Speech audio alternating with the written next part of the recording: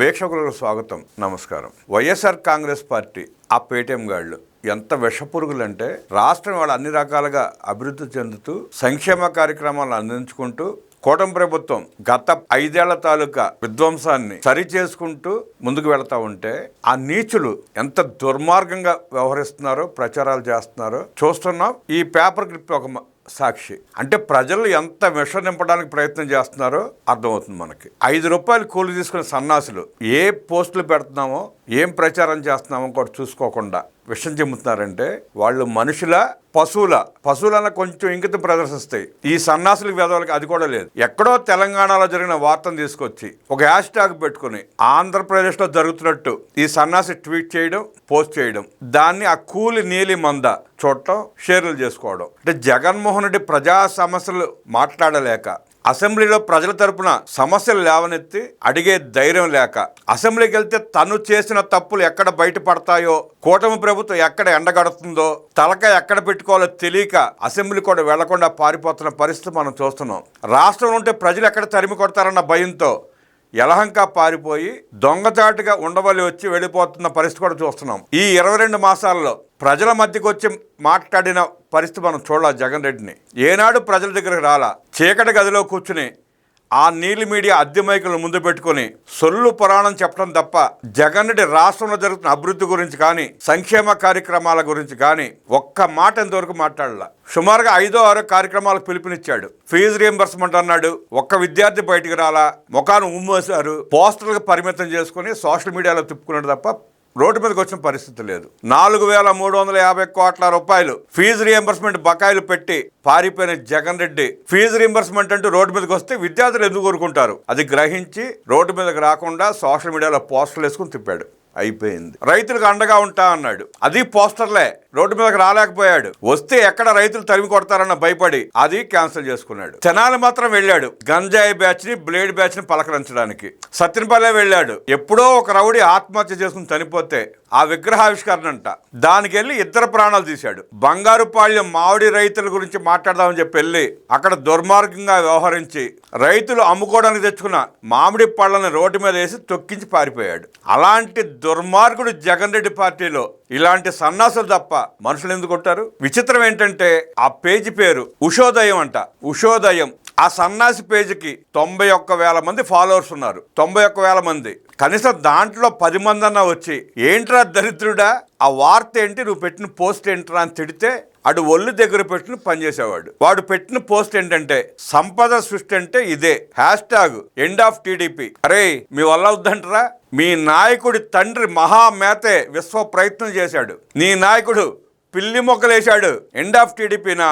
మీ తరం కాదు, మీ నాయకుడు నాన్న తలలో జేజము దిగి రావాలి. ఈ సన్నాసి చేసిన పోస్ట్ అంటే చూడండి. కిరాణా షాపు, బడ్డీ కొట్టు, ఎక్కడ పడితే అక్కడ, ఎప్పుడు పడితే అప్పుడు ఫుల్ కిక్కు. ఇది సాక్షి రాసిన వార్త.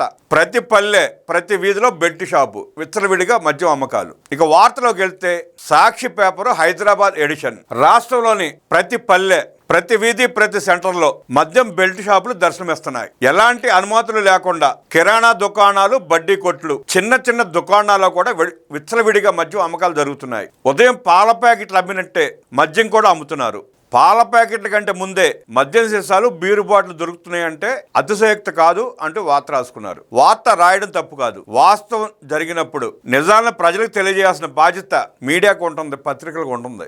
ఈ వార్త ఎక్కడిది?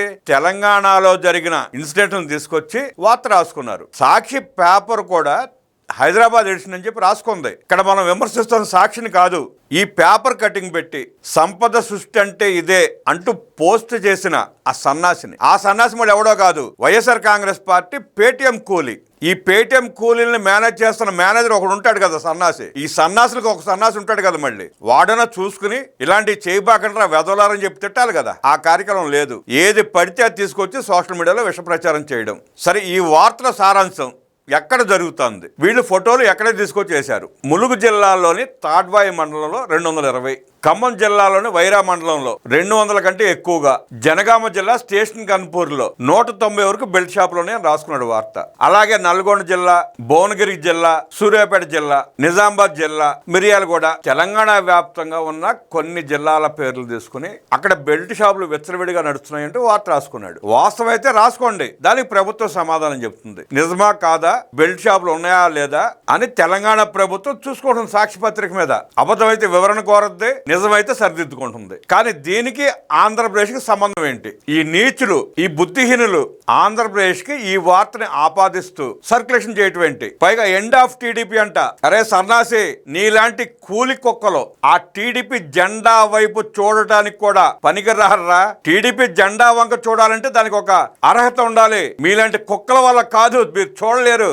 ఒక గజ దొంగ పార్టీలో పని చేస్తా, కూలి తీసుకుని పని చేస్తా, ఇలా విష ప్రచారం చేసే సన్నాసుల్ని, దరిద్రుల్ని, తెలంగాణలో ఉన్న వార్తలను తీసుకొచ్చి ఆంధ్రప్రదేశ్ లో జరుగుతున్నట్టు ప్రజల్లో భ్రమలు కల్పించి ప్రచారం చేసే వాళ్ళని అరెస్ట్ చేసి కఠినమైన చర్యలు తీసుకోవాలి పోలీస్ శాఖ. ఆ పార్టీలో ఉన్నాళ్ళు కూడా ఇలాంటి దరిద్రులకు చెప్పాలి, అరే వేదవ్వ, నువ్వు చేసిన తప్పు, ఎలా చేస్తే పార్టీ దిగజారిపోయింది, ఇంకా దిగజారిపోతారా దరిద్రుడని చెప్పాలి. ఇలాంటి సన్నాసులు మెయింటైన్ చేసే పేజీలకి 91,000 మంది ఫాలోవర్స్ అంట.